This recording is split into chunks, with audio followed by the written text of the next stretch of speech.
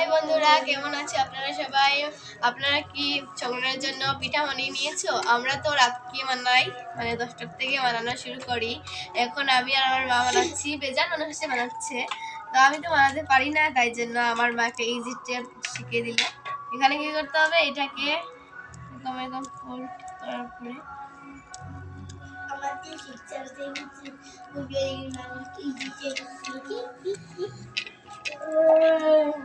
এটাকে করে একটু সরাও দি।